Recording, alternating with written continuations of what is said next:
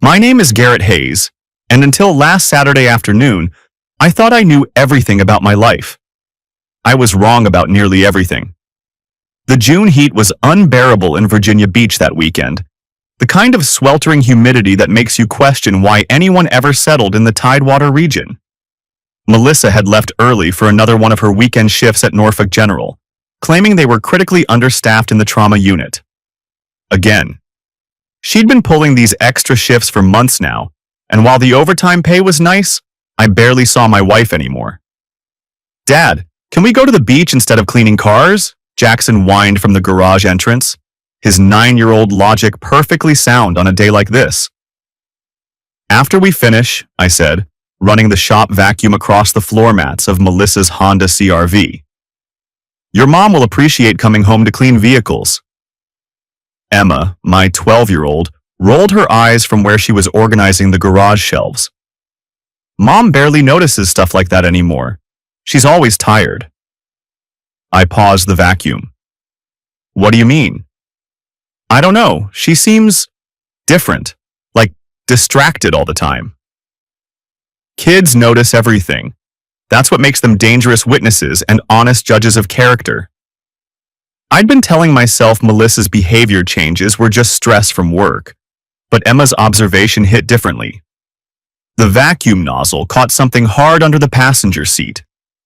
I reached down and felt a small rectangular object wedged deep underneath. After some maneuvering, I pulled out a micro SD card in a small plastic case. "What's that?" Jackson asked, suddenly interested in something other than beach plans. "Probably photos from Mom's phone," I said, though something felt off. Melissa wasn't the type to lose data storage devices, especially ones small enough to hide under car seats. My cybersecurity training kicked in automatically. Never plug unknown media into secure systems. But this was from my wife's car, so I grabbed my personal laptop from the house and slipped the card into the reader. The file directory showed dash cam footage spanning 6 weeks. That was odd. We didn't have a dash cam in the Honda.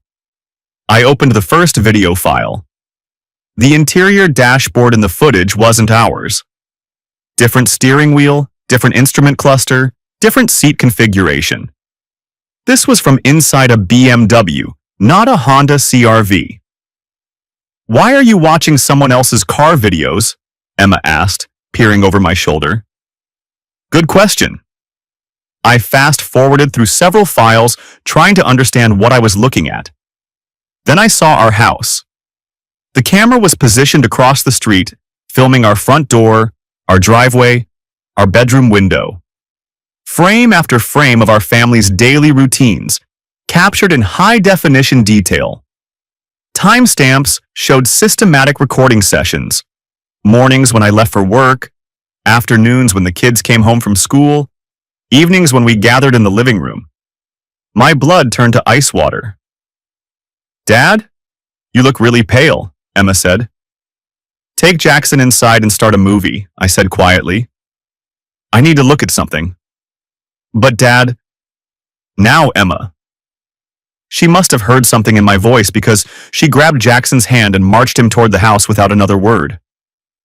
I sat alone in the garage, watching footage of my family being stalked by someone with professional surveillance equipment.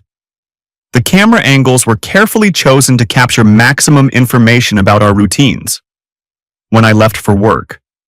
When Melissa left for her shifts. When the kids were home alone. Whoever filmed this knew our schedules intimately. The later files showed interior shots of our house. Hidden cameras placed inside, recording our bedroom, our bathroom, our children's rooms. Someone had been inside our home, installing equipment while we were away. My hands shook as I copied the files to my secure drive and ejected the card. 13 years of marriage, 2 beautiful children, a career that required me to protect classified information, and someone had been watching us for months. But who? And why? I spent the next hour analyzing the footage with the same methodical approach I used for cybersecurity investigations at work. The car interior suggested a BMW sedan, probably 3 or 4 years old based on the dashboard design. Several shots showed partial license plate numbers when the vehicle moved between surveillance positions. This wasn't random. This was targeted, systematic, professional stalking. I needed help, but I couldn't use government resources for personal issues. That would violate about 50 different security protocols and probably cost me my clearance. Instead, I called Lisa Parker, a private investigator who did work for our neighborhood watch committee. Lisa, it's Garrett Hayes. I need your help with something urgent. What kind of something? The kind that might involve federal crimes. There was a pause. I'll be right over. Lisa arrived 30 minutes later, a compact woman in her 40s with the no-nonsense demeanor of a former police detective. She examined the footage with professional detachment, taking notes and asking pointed questions. This equipment isn't amateur hour, she said. High-end dash cam, professional hidden cameras, systematic documentation. Someone invested serious money and time into watching your family. Can you identify the vehicle? These partial plates might be enough. She pointed to several frames where the BMW's registration was visible. I'll run these through contacts at DMV. Should have something by Monday. What about the hidden cameras? We need to sweep your house immediately. If they planted recording equipment, there might be transmitters still active. She pulled a small electronic device from her bag.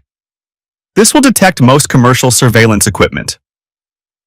We spent 2 hours going through every room. The detector found 3 hidden cameras, one in our bedroom, one in the main bathroom, and one with a view of my home office where I sometimes worked on classified projects. Garrett, Lisa said slowly, whoever did this wasn't just watching your family. They were specifically targeting your work area. The implications hit me like a freight train. Someone wasn't just stalking us randomly. They were gathering intelligence on a government contractor with security clearance. This was potentially espionage. I have to report this, I said. To who? Everyone. FBI, DCSA, my company's security office. This just became a national security issue.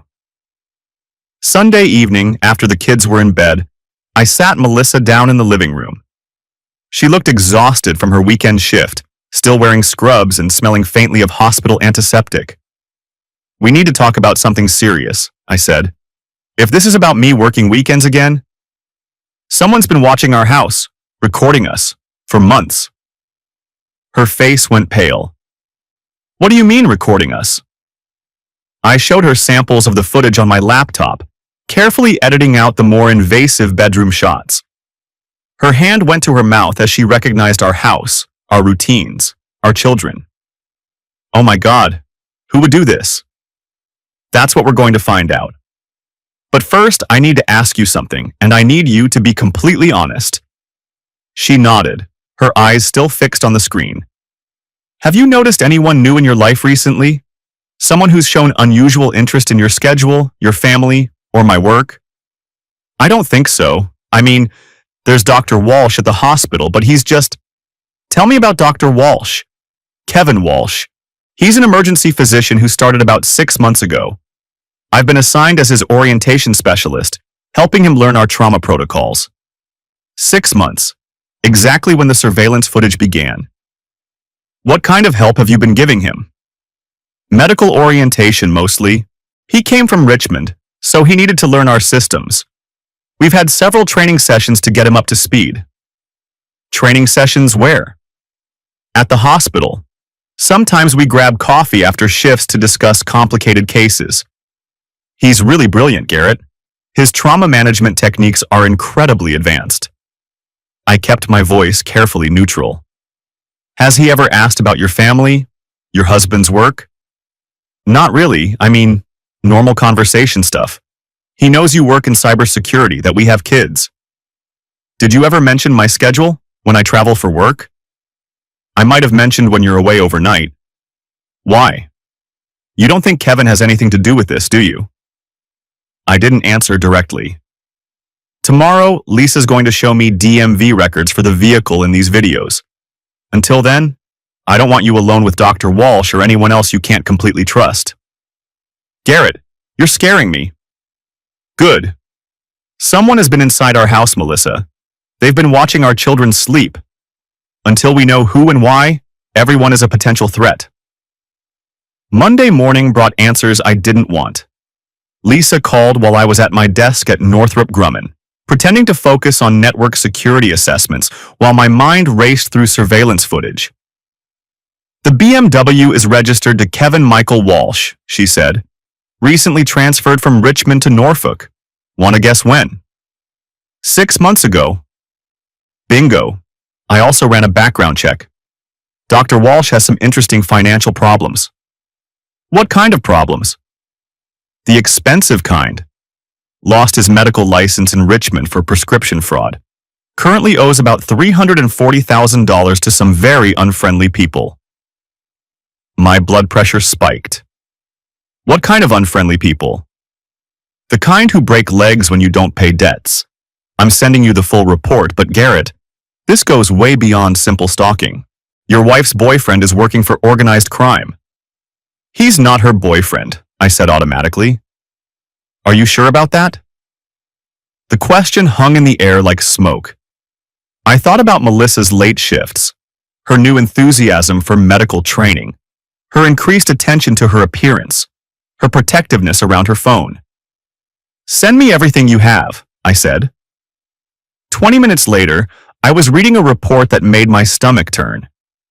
Kevin Walsh had lost his medical license 18 months ago for running a prescription fraud ring.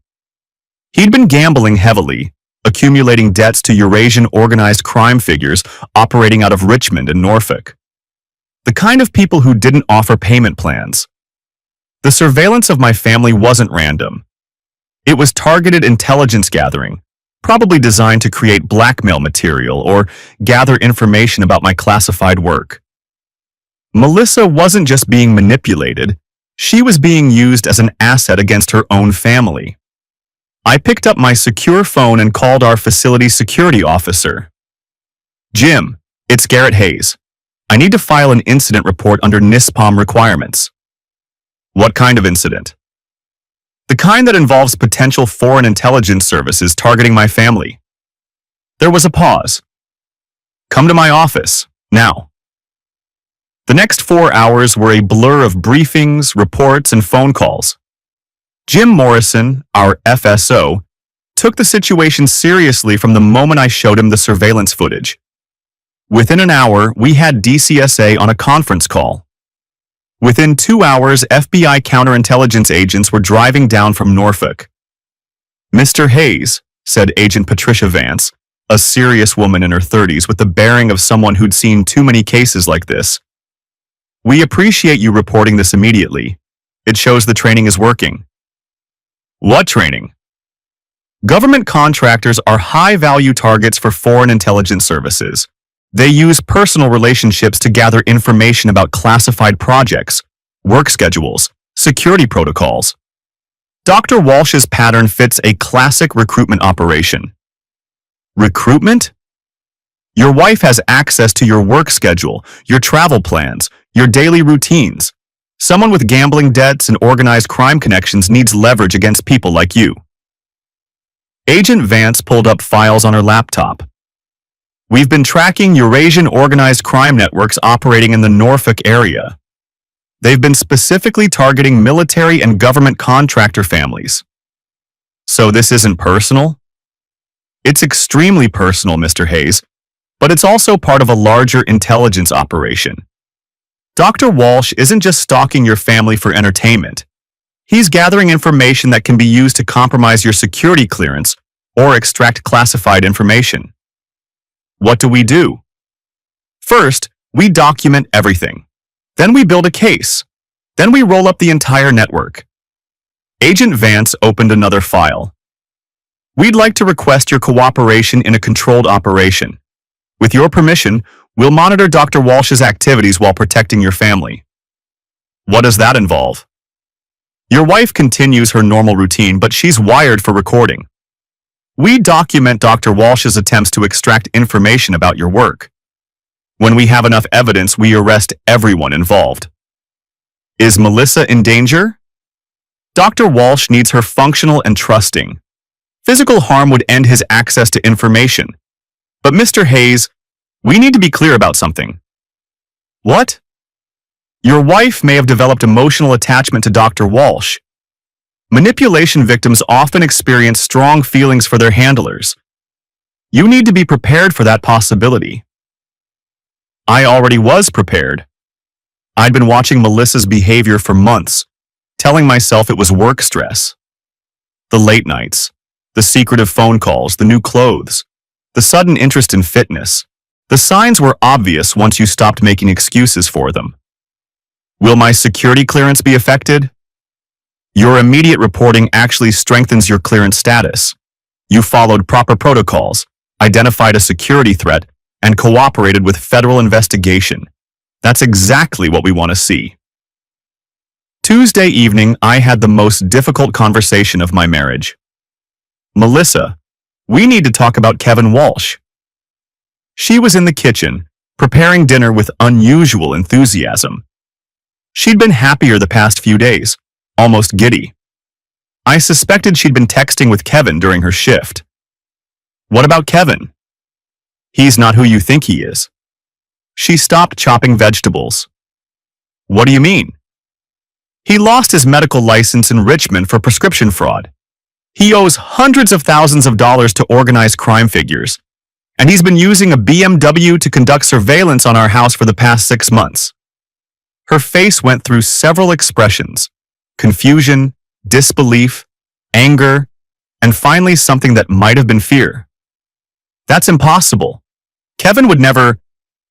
I have video footage, Melissa, license plate numbers. Federal agents have confirmed his identity and his criminal background. Federal agents?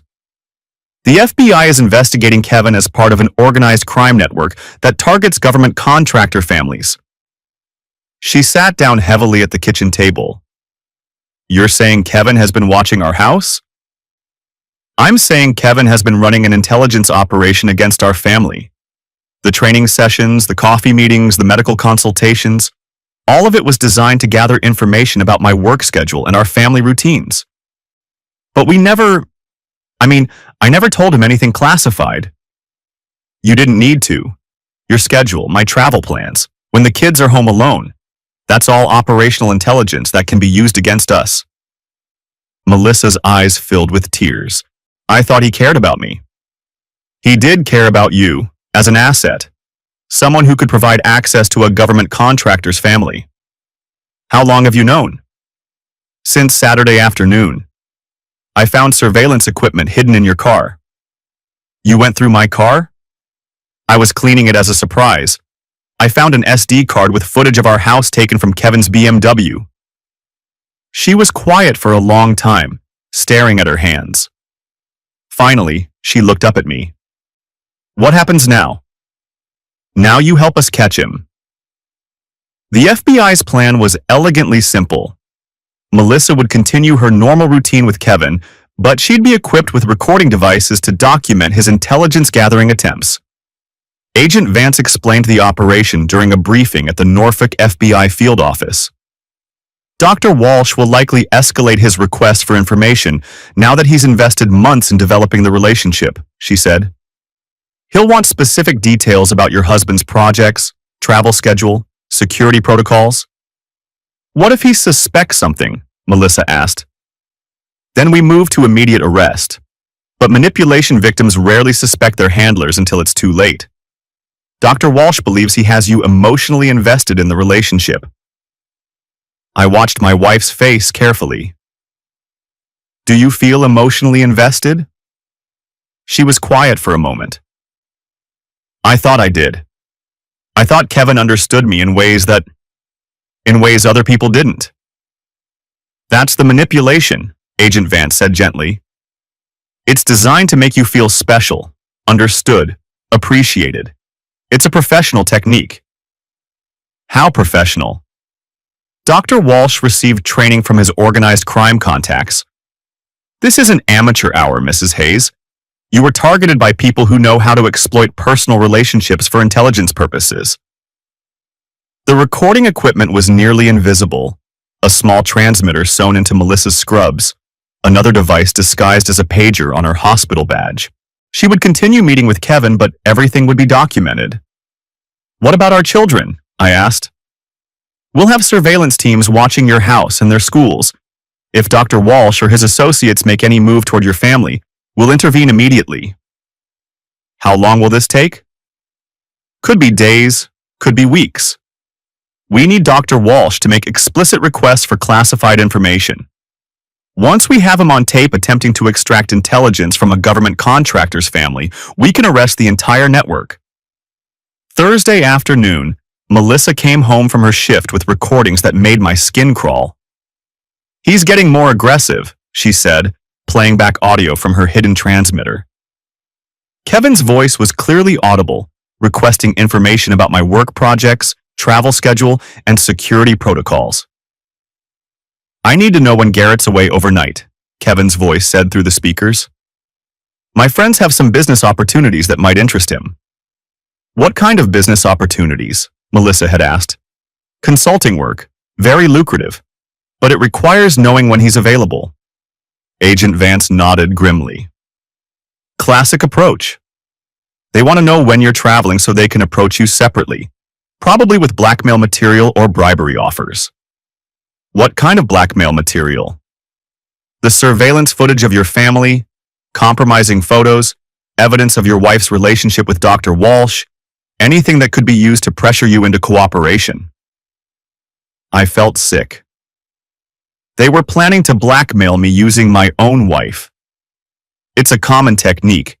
Develop a relationship with the spouse, document the relationship, then use it as leverage against the target.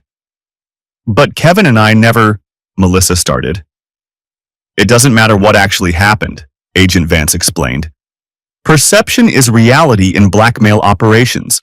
A few carefully edited photos or videos can suggest anything they want." Friday morning brought the break we needed.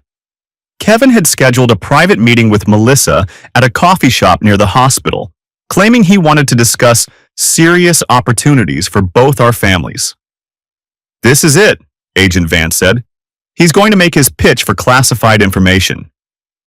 Melissa looked nervous as she prepared for the meeting. "What if I say something wrong?" "Just let him talk. Ask innocent questions. Don't volunteer anything, but don't seem suspicious either." "What kind of questions?" "Ask about the opportunities he mentioned. Act interested but cautious. Make him explain exactly what he wants and why." I watched from a surveillance van parked 2 blocks away as Melissa entered the coffee shop. Hidden cameras provided multiple angles of her meeting with Kevin Walsh, a tall, dark-haired man in his 40s who looked exactly like what he was, a desperate criminal trying to appear respectable. The conversation started with typical manipulation tactics. Kevin praised Melissa's intelligence, complained about feeling unappreciated at the hospital, and gradually steered the conversation toward my work. "Garrett must be under a lot of pressure in his job," Kevin said, his voice clearly audible through Melissa's transmitter. "He works hard, long hours, sometimes travel." "What kind of travel?" "Government contracts. He can't really talk about the details." "Of course. Security clearance work is very sensitive, but the travel must be lucrative." "I suppose. We're comfortable." Kevin leaned forward. "Melissa, I'm going to be honest with you about something. I have contacts who are very interested in people with Garrett's expertise." "What kind of contacts?" "Businessmen, international consulting firms. They pay extremely well for cybersecurity expertise. Garrett already has a job. This would be consulting work, side projects, very discreet, very profitable." "How profitable?" "6 figures, for relatively simple work." Melissa paused, and I could see her thinking. "What kind of work?" "Information, analysis.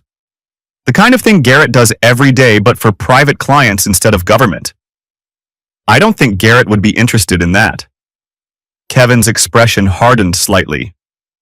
"Maybe we should let Garrett decide for himself. Could you arrange a meeting?" "I could ask him." "Actually, it would be better if we met when he's not expecting it. These businessmen prefer discretion. You mean like when he's traveling? Exactly. Do you know his schedule for the next few weeks? Melissa hesitated. In the surveillance van, Agent Vance spoke into her radio. Get ready to move. He's about to cross the line. I think he has a trip to Washington next week, Melissa said. Which days? Tuesday and Wednesday, I think. Kevin smiled. Perfect. My contacts will be very interested in meeting with him. What should I tell him? Don't tell him anything yet. Let me arrange the details first. These people value discretion above everything else. Agent Vance keyed her radio. All units, we have attempted recruitment of a government contractor. Move in now. FBI agents entered the coffee shop from 3 different directions. Kevin Walsh was handcuffed before he could reach for his phone. Melissa sat frozen as federal agents secured the scene and began reading rights. Dr. Kevin Walsh, Agent Vance announced, you're under arrest for conspiracy to commit espionage, wire fraud, interstate stalking, and violations of the Racketeer Influenced and Corrupt Organizations Act. That evening, our house felt different. Safer, but also strange. The hidden cameras were gone, the surveillance was over, but the damage to our marriage was just beginning to show. How long did you know? Melissa asked as we sat in the living room after putting the kids to bed. About Kevin being a criminal? Since Monday. About us. About what I thought was happening between Kevin and me. I considered lying, but we'd had enough deception. I suspected something was wrong for months. The schedule changes, the secrecy, the way you talked about him. Did you think I was having an affair? I thought you were developing feelings for someone else. I didn't know you were being manipulated by organized crime. She was quiet for a long time. I did develop feelings for him. That's the worst part. Even knowing what he was doing, part of me still can't believe it was all fake. That's what manipulation is designed to do. How do we get past this? I don't know yet. Saturday morning brought news that Kevin Walsh's arrest had triggered a much larger investigation. Agent Vance called to brief me on developments. We executed search warrants on Dr. Walsh's apartment, vehicle, and associates. What we found is bigger than we initially thought. How much bigger?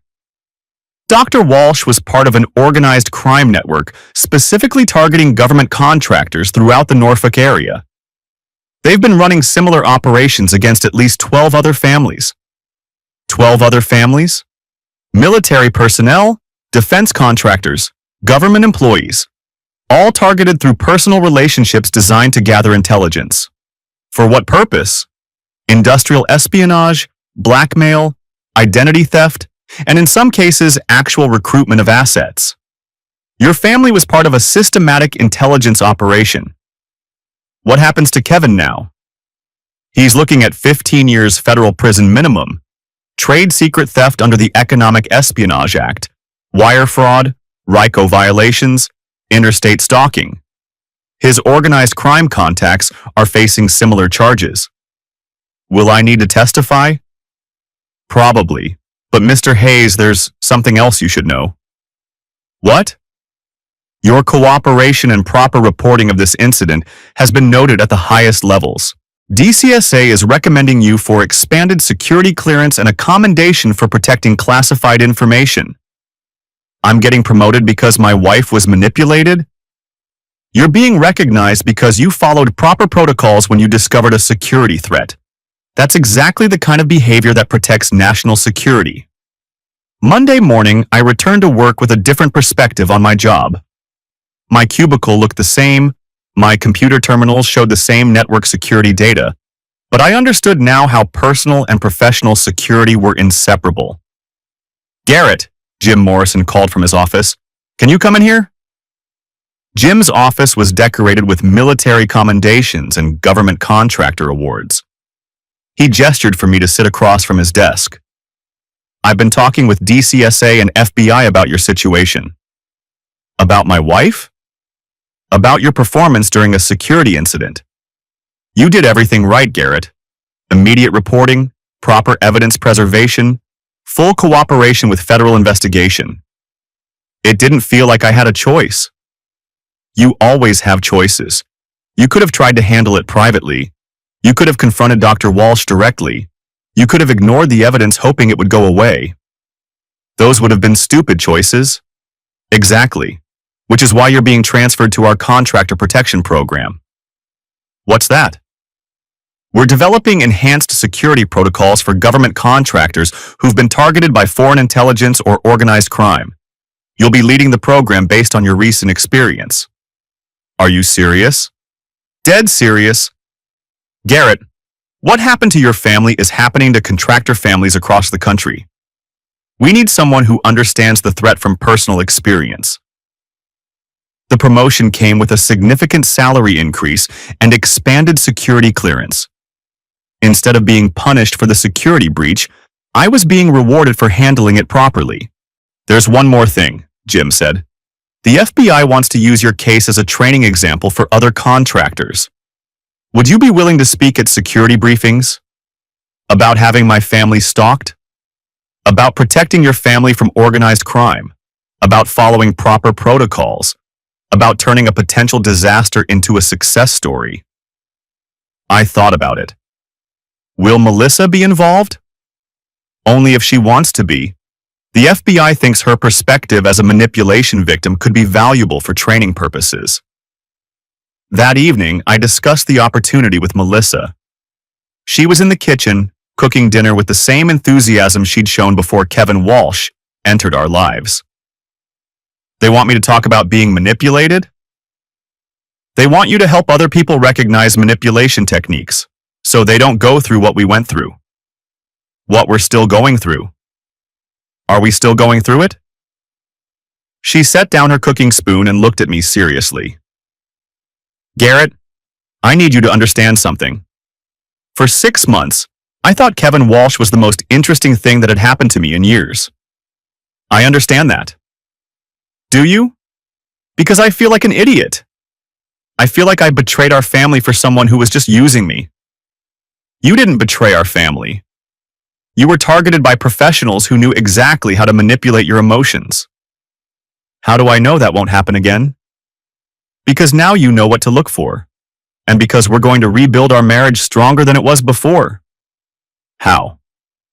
Counseling, communication, complete honesty about everything. Everything? Everything.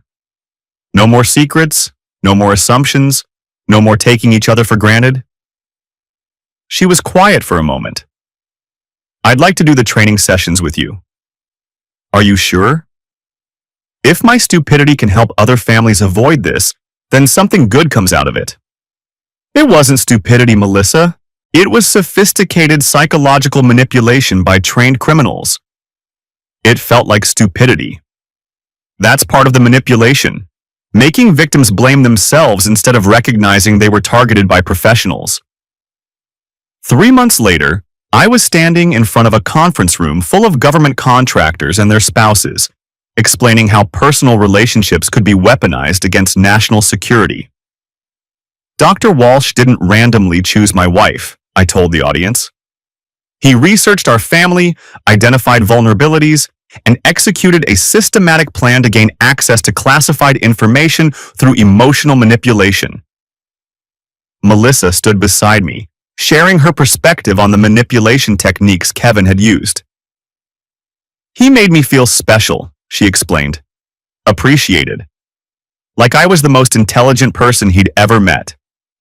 That's not accident. It's a professional technique designed to create emotional dependency. How did he get access to your family? Asked a woman in the front row. Through my work environment, Melissa answered. He was assigned to my hospital as a new physician. I was assigned as his orientation specialist. It gave him legitimate reasons to spend time with me and ask questions about my personal life.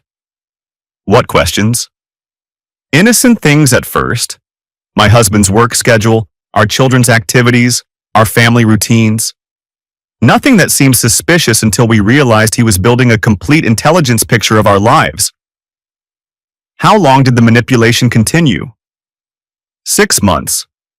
6 months of gradually increasing requests for information, emotional manipulation, and systematic surveillance of our family. A man in the back raised his hand. How do you recognize this kind of manipulation? I answered that one. Excessive interest in your work schedule, questions about family routines, requests to meet family members, and most importantly, creating situations where you feel you owe them something. Kevin made me feel like I was helping his medical career, Melissa added. Like our training sessions were crucial to his success. It created a sense of obligation that made me want to help him even more. What about the surveillance? Professional equipment, systematic documentation, and patient observation over months, I explained. This wasn't amateur stalking. This was intelligence gathering with specific objectives. What were the objectives? Blackmail material, access to classified information, and recruitment of assets. In our case, they wanted to use compromising material about my wife's relationship with Dr. Walsh to pressure me into providing classified information. After the presentation, Agent Vance approached us in the hallway. That was excellent. You're natural teachers. It feels good to turn something terrible into something useful, Melissa said. How's your marriage? Agent Vance asked directly. Better than it was before this happened, I answered honestly. Counseling helped us address issues we'd been ignoring for years. And the criminal case? Kevin Walsh was sentenced to 15 years federal prison. His organized crime associates received similar sentences. The entire network was dismantled. Any regrets about reporting it immediately? None. If I'd tried to handle it privately, Kevin might have escaped and continued targeting other families. 6 months after Kevin Walsh's arrest, our family had settled into a new normal. Emma was excelling in a cybersecurity program for gifted students, inspired by her father's work protecting other families. Jackson had returned to his normal 9-year-old concerns about sports and video games.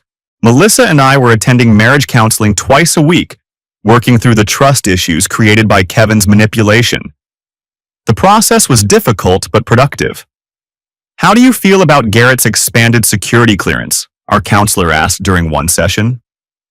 Proud, Melissa answered. He turned a potential disaster into career advancement by doing the right thing. And how do you feel about Melissa's cooperation with the FBI investigation? The counselor asked me. Grateful. She could have refused to help, but she chose to protect other families from going through what we experienced. Do you ever wonder what would have happened if you hadn't found that SD card? I considered the question. Kevin would have continued gathering intelligence until he had enough material to blackmail me. Then I would have faced a choice between protecting my family and protecting classified information. What choice would you have made? I would have reported it to federal authorities and accepted the consequences. Even if it meant losing your family? Especially then. Because protecting classified information protects everyone's families, not just mine. Melissa reached over and took my hand. That's why I fell in love with you 13 years ago. Your sense of duty to something bigger than yourself. Is that the same reason you were attracted to Kevin Walsh? No. Kevin made me feel like I was the only thing that mattered to him. It was flattering, but it wasn't real.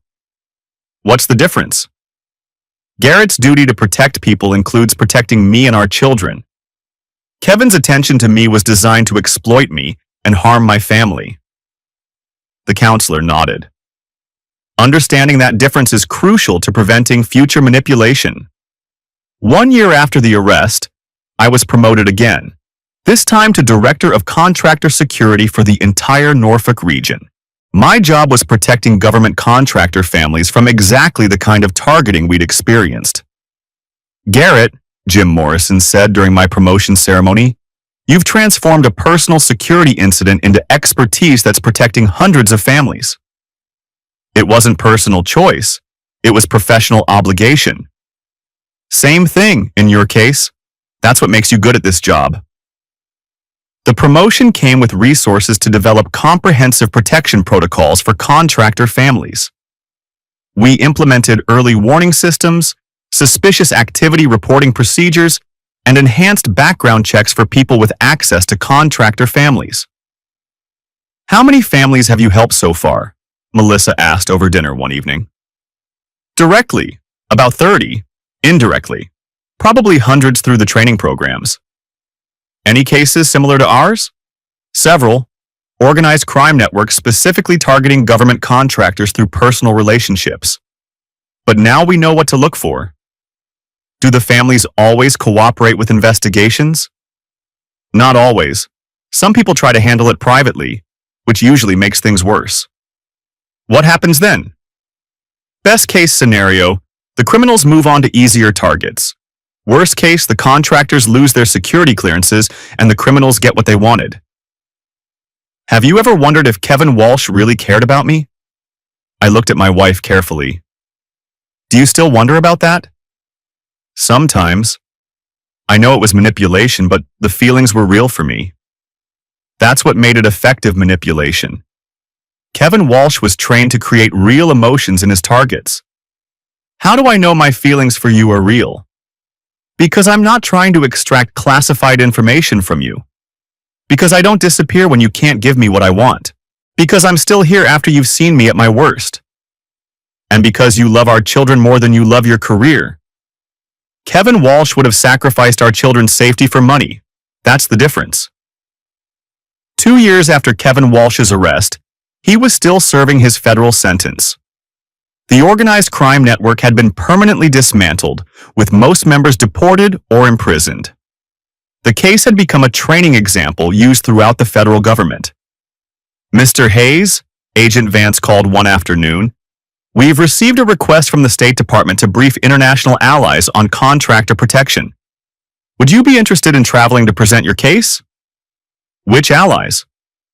NATO countries dealing with similar threats to their defense contractors. What would be required? 2 weeks in Europe, briefing security officials on recognition and response protocols. Can Melissa come with me? The State Department specifically requested that she participate. Her perspective on manipulation techniques is considered crucial for training purposes. That evening, I discussed the opportunity with my family. 2 weeks in Europe, Emma asked. Can we come? It's a working trip, sweetheart, but maybe we can plan a vacation there afterward. Will you be talking about Kevin Walsh again? Jackson asked. We'll be talking about protecting families like ours from people like Kevin Walsh. Good. I hope you help lots of families. Melissa looked thoughtful. I never imagined that being manipulated by a criminal would become my career qualification. It's not your career qualification. Your intelligence, strength, and willingness to help others is your qualification. The manipulation was just the catalyst. Do you ever regret finding that SD card? Never. Do you regret that I found it? No. I regret being fooled by Kevin, but I'm grateful you discovered the truth before something worse happened.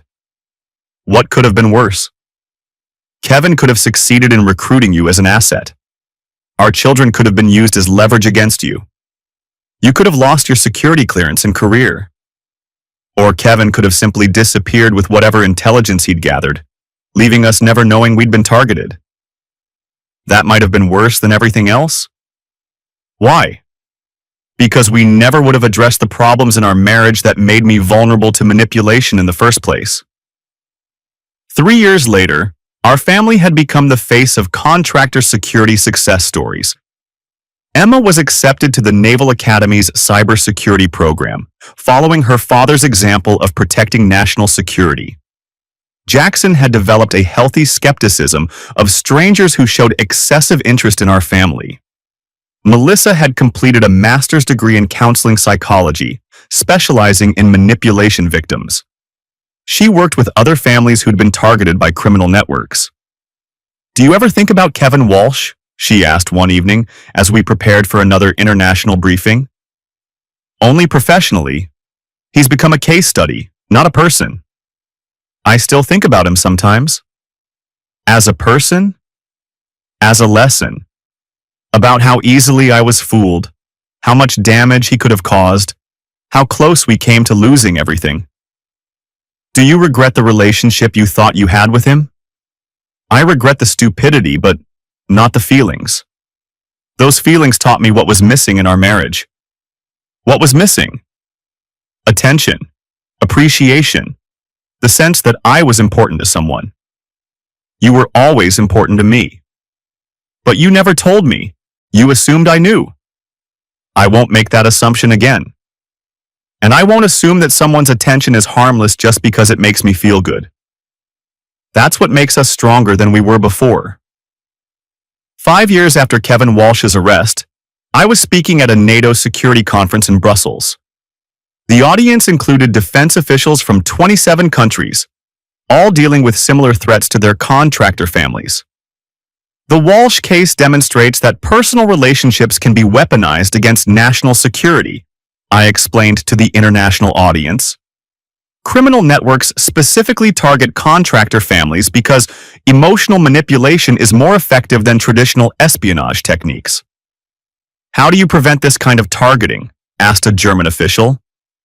Education, early warning systems, and immediate reporting protocols. Contractor families need to understand their valuable targets and recognize manipulation techniques. What about prosecution? International cooperation is essential. Criminal networks operate across borders, so law enforcement response must be coordinated internationally. How has this experience affected your family? Melissa answered that question. It taught us that our personal security and national security are inseparable. Protecting our family means protecting our country, and protecting our country means protecting our family. Do you recommend other families cooperate with investigations if they're targeted? Absolutely, I said. Private handling of security threats usually makes them worse. Federal authorities have resources and expertise that families don't have. What about the emotional cost? The emotional cost of cooperation is temporary, Melissa explained. The emotional cost of letting criminals succeed is permanent. After the presentation, a British intelligence officer approached us privately. We're seeing similar cases throughout Europe. Would you be willing to help develop international protocols? What would that involve? I asked. Coordinated training, shared intelligence on criminal networks, and standardized response procedures. How long would that assignment last? 2 years minimum, possibly longer. I looked at Melissa. What do you think? I think Kevin Walsh's manipulation of our family shouldn't just protect American contractors. It should protect families everywhere. Is that a yes? That's a yes. 6 months later, we moved to London for a 2-year assignment developing international contractor protection protocols. Emma was attending university in England, studying cybersecurity and international relations. Jackson was thriving in British schools, developing a slight accent that amused his American grandparents. Do you ever wonder what our lives would have been like if I hadn't found that SD card? I asked Melissa one evening as we walked along the Thames. Probably boring and safe and completely ordinary. Do you miss boring and safe? Sometimes, but not often. Why not? Because boring and safe would have meant Kevin Walsh succeeded. It would have meant other families went through what we went through. It would have meant our children grew up not understanding how to protect themselves. Do you think Emma and Jackson are better prepared for the world because of what happened? Emma's studying cybersecurity because she wants to protect families like ours. Jackson automatically suspicious of strangers who ask too many questions about our family. They're not paranoid, but they're aware. Is that a good thing? In today's world? Absolutely. What about us? Are we better because of what happened? We're stronger, more honest, more appreciative of what we have, and more careful about who we trust. But not cynical. Kevin Walsh taught us the difference between healthy skepticism and destructive paranoia. What's the difference? Healthy skepticism protects your family. Destructive paranoia isolates your family. 7 years after Kevin Walsh's arrest, he was still serving his federal sentence with no possibility of parole for another 8 years. The organized crime network had never recovered from the FBI investigation triggered by our case. Emma had graduated from university and was working for the British government's cybersecurity division. Jackson was in his final year of secondary school, planning to study international law with a focus on organized crime prosecution. Melissa and I had completed our international assignment and returned to Norfolk, where I was now regional director for contractor security across the entire eastern seaboard. Melissa was directing a victim services program for families targeted by criminal networks. "Do you ever regret how our lives turned out?" she asked one evening as we prepared for another training conference. "Never. Do you?" "I regret that Kevin Walsh happened to us, but I don't regret how we handled it or where it led us." "What's the best thing that came out of it?" "Our marriage is stronger than it's ever been. Our children are safer than most kids their age, and we've helped hundreds of families avoid what we went through." "What's the worst thing?" "Knowing that there are people in the world who would use my feelings against my own family." "Does that make you more cautious in relationships?" "It makes me more aware. I pay attention to people's motivations now." "Do you trust people less?" "I trust the right people more and the wrong people less." "How do you tell the difference?" "Time, consistency, whether their actions match their words when nobody's watching." Kevin Walsh was consistent for 6 months. Kevin Walsh was performing for 6 months. There's a difference. What's the difference? Performance ends when the audience leaves. Kevin's interest in me disappeared the moment he was arrested. Real relationships survive crises. 8 years later, I was testifying before Congress about international threats to government contractors. The hearing was part of broader legislation to strengthen protection for contractor families. "Mr. Hayes," the committee chairman asked, "based on your experience, how serious is the threat to contractor families?" "Very serious, Mr. Chairman. Criminal networks and foreign intelligence services specifically target contractor families because emotional manipulation is more effective than traditional espionage." "How many cases have you handled personally?" "Over 300 cases in the past 8 years. Everything from simple stalking to sophisticated recruitment operations." "What percentage of targeted families cooperate with investigations?" "About 70%. The families who cooperate almost always have successful outcomes. The families who try to handle it privately usually face escalating threats." "What do you recommend for families who think they're being targeted?" "Immediate reporting to federal authorities. Don't try to handle it privately. Don't confront the suspects directly. Document everything and let professionals handle the investigation." "What about prevention?" "Education is the most effective prevention. Contractor families need to understand their valuable targets and recognize manipulation techniques before they become victims." "Mrs. Hayes," the chairman addressed Melissa, "what would you tell spouses who might be vulnerable to manipulation?" "Pay attention to people who show excessive interest in your family's routines, work schedules, or personal information. Be suspicious of anyone who makes you feel specially chosen or uniquely understood." "How do you recognize manipulation?" Manipulators create artificial intimacy very quickly. They make you feel like you've known them forever within weeks of meeting them. Real relationships develop gradually. What if someone is already involved with a potential manipulator? Report it immediately. Don't worry about embarrassment or protecting the relationship. If it's legitimate, investigation will confirm that. If it's manipulation, delay makes everything worse. After the hearing, we walked through Washington, D.C. in the late afternoon sunshine. Emma and Jackson had both flown in to watch the testimony. Now adults with careers and perspectives shaped by their childhood experience with criminal targeting. "How does it feel to be the poster family for contractor security?" Emma asked over dinner. "Strange," I answered honestly. "I never expected finding an SD card in your mother's car would become a career." "Do you mind being known for this?" "I'm not known for being a victim. I'm known for turning a security threat into professional expertise. What about you, Mom? Jackson asked Melissa. I'm known for helping other manipulation victims recognize what happened to them and move forward. That feels worthwhile. Do you ever wish it had never happened? I wish Kevin Walsh had never targeted our family, Melissa said. But I'm grateful for how we handled it and where it led us. Why? Because now we know we can survive anything. Because our marriage is stronger than it was before. Because we've helped hundreds of families protect themselves. And because you two are better prepared for the world than most young adults, I added. How so? Emma asked.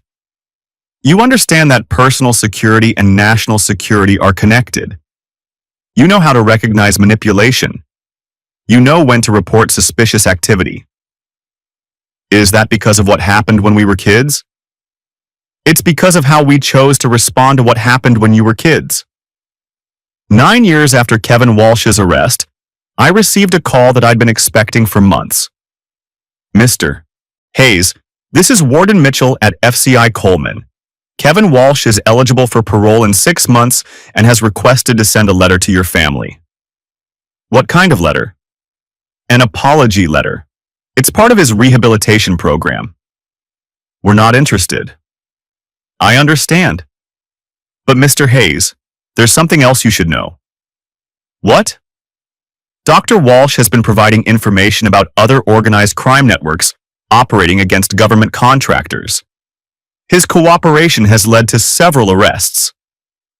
Is he trying to reduce his sentence? His sentence is fixed. This appears to be genuine cooperation. What does he want? To apologize for what he did to your family and to help prevent it from happening to others. I discussed the call with Melissa that evening. Kevin wants to apologize.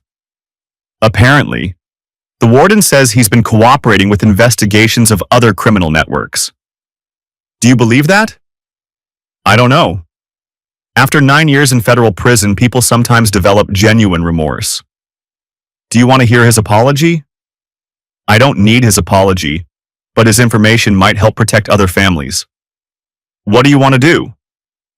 I want to hear what he has to say, but only in a controlled environment with federal agents present. Why? Because if Kevin Walsh has genuine information about ongoing threats to contractor families, I have a professional obligation to hear it. And personally? Personally, I want to look him in the eye and see if he understands what he did to our family. The meeting was arranged at the FBI field office in Norfolk. Kevin Walsh looked older, thinner, and genuinely remorseful as he sat across from us in an interview room with federal agents present. Mr. and Mrs. Hayes, he began, I want to apologize for what I did to your family. What exactly are you apologizing for? I asked. For manipulating your wife's emotions to gather intelligence about your work. For conducting surveillance on your family. For putting your children at risk. Do you understand why what you did was wrong? I understood it was wrong when I was doing it.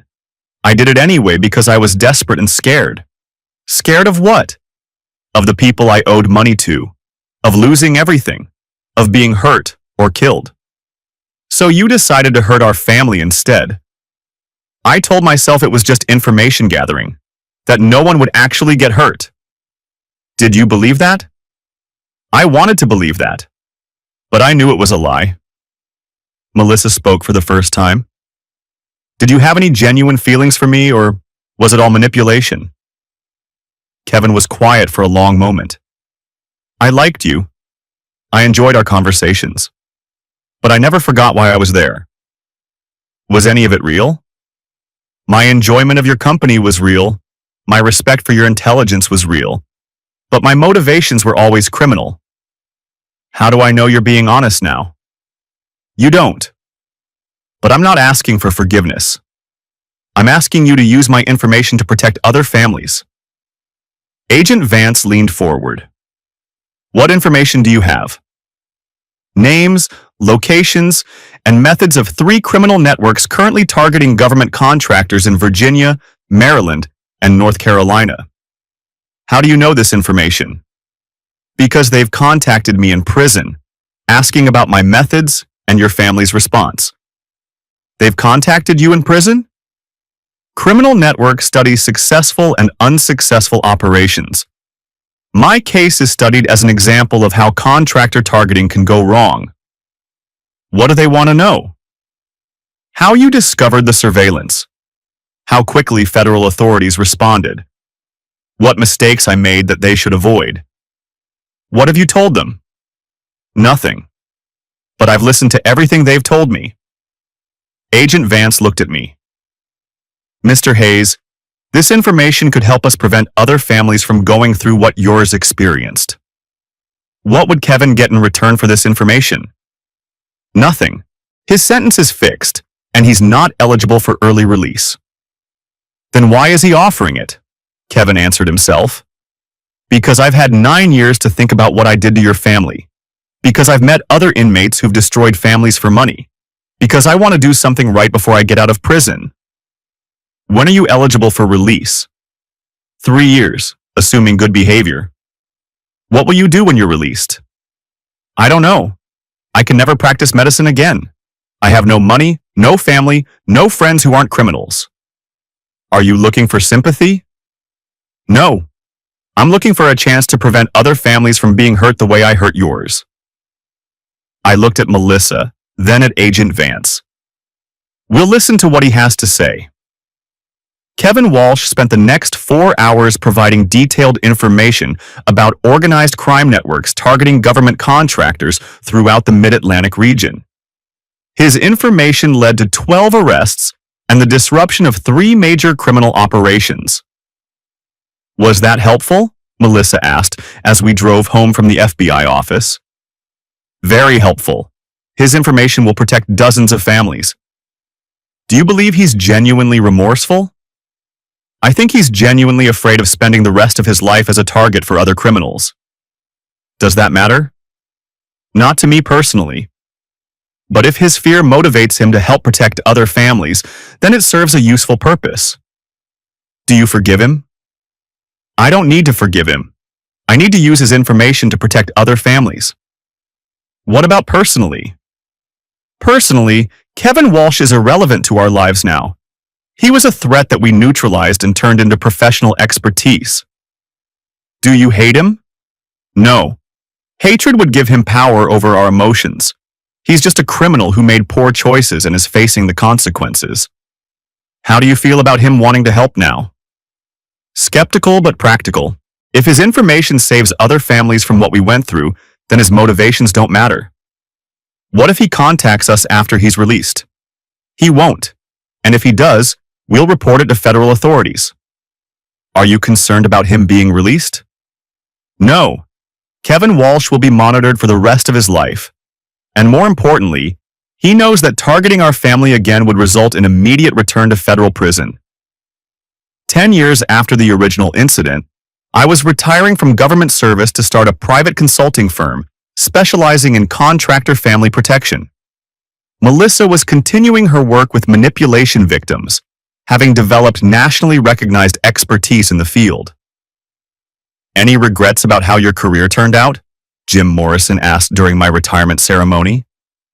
None. I never expected to become an expert in contractor protection, but it's been the most meaningful work of my life.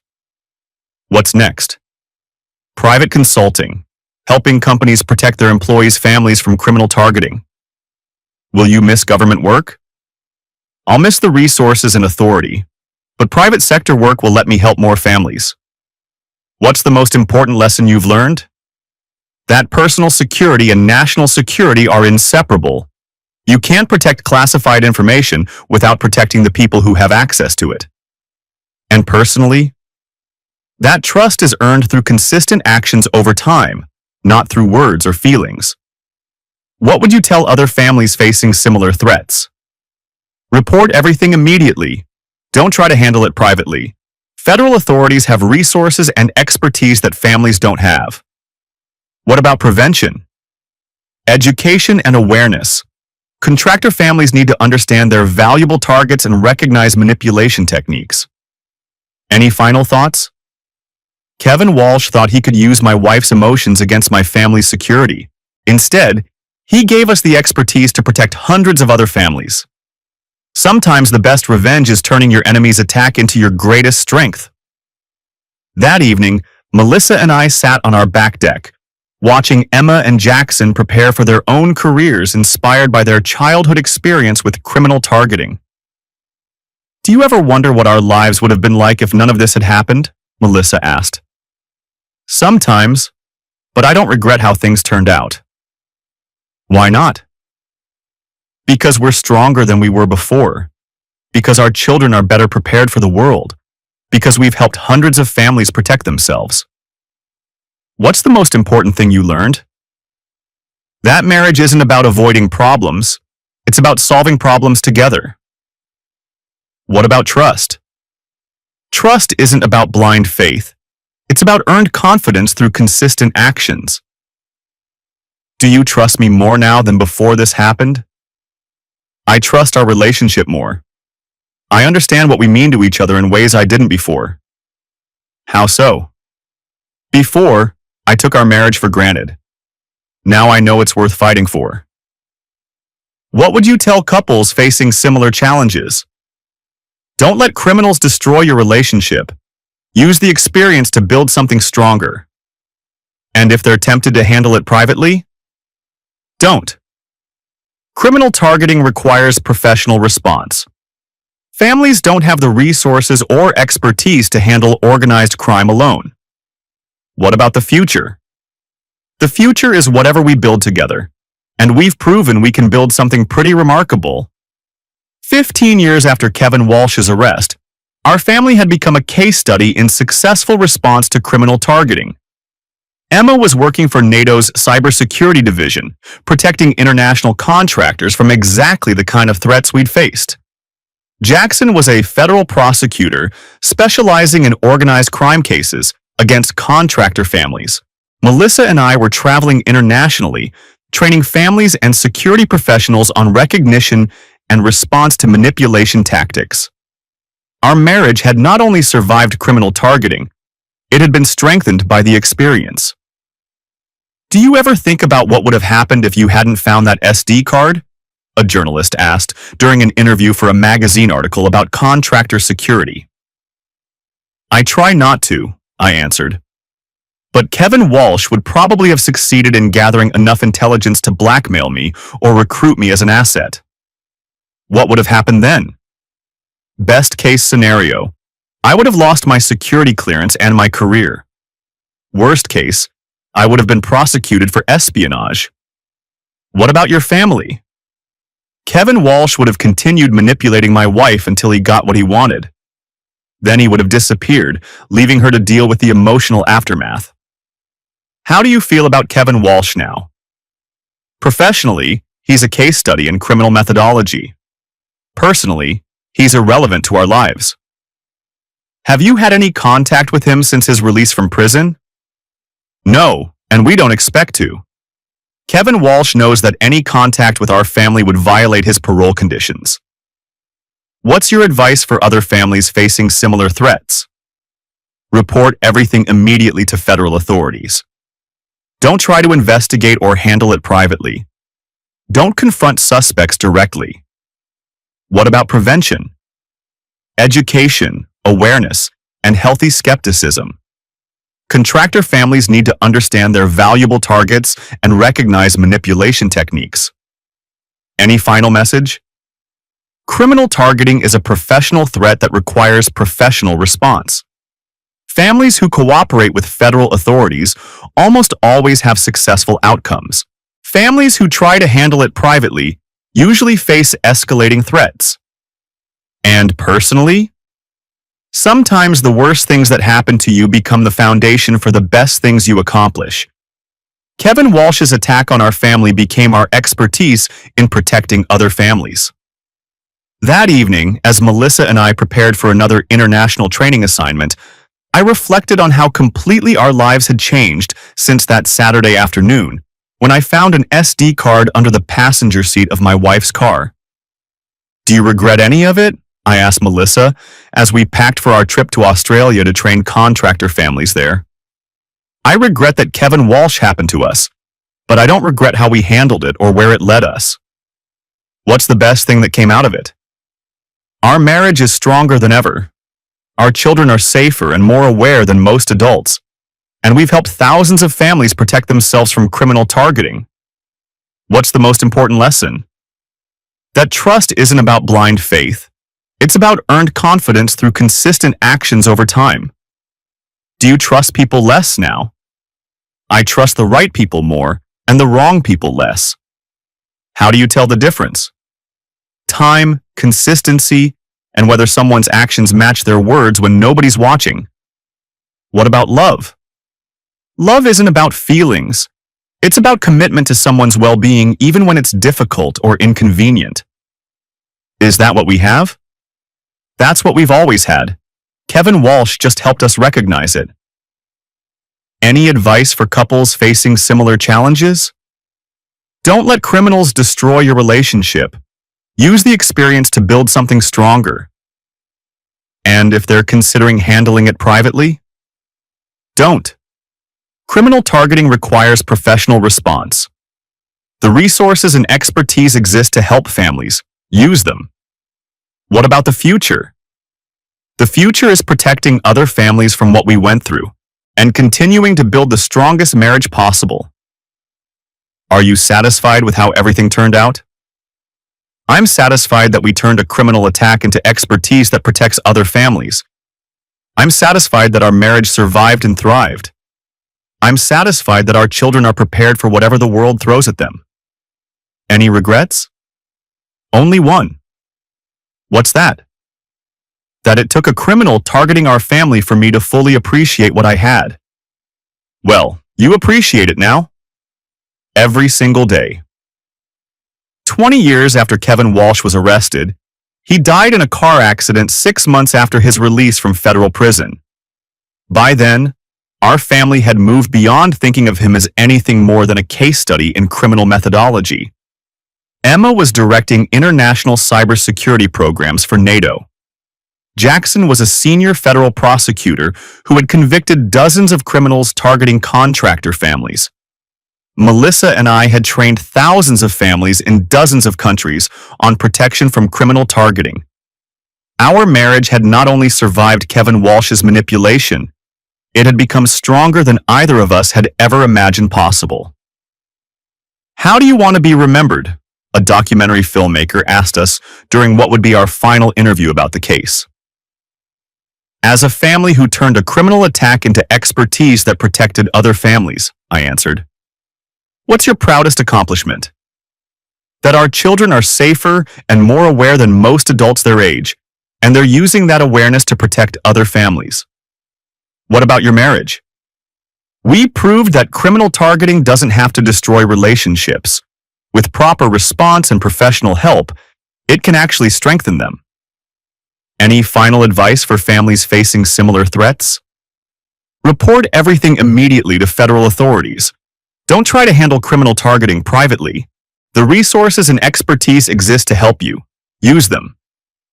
And personally, sometimes the worst attacks become the foundation for the greatest accomplishments. Kevin Walsh thought he could use our emotions against our security. Instead, he gave us the expertise to protect thousands of other families. How do you want this story to end? I looked at Melissa, then at our adult children, then back at the camera. This story doesn't end. It continues every time another family recognizes manipulation tactics and reports them to authorities. It continues every time criminal targeting is stopped before it succeeds. It continues every time someone learns from our experience and protects their own family. And the lesson? That love isn't about avoiding problems. It's about solving them together. That trust isn't about blind faith. It's about earned confidence through consistent actions. And that sometimes the greatest gift your enemies can give you is showing you exactly what you're capable of accomplishing when you're protecting the people you love. The documentary ended there, but our story continues. Because we learned that security isn't just about protecting information, it's about protecting the people who matter most. And we learned that sometimes the most dangerous attacks come from the people who make you feel the safest. But most importantly, we learned that with proper response, professional help, and commitment to each other, families can not only survive criminal targeting, they can emerge stronger than ever. And that knowledge has protected thousands of families who will never know how close they came to going through what we experienced. Because sometimes the best revenge isn't getting even. It's making sure your enemy's attack becomes the foundation for protecting everyone else.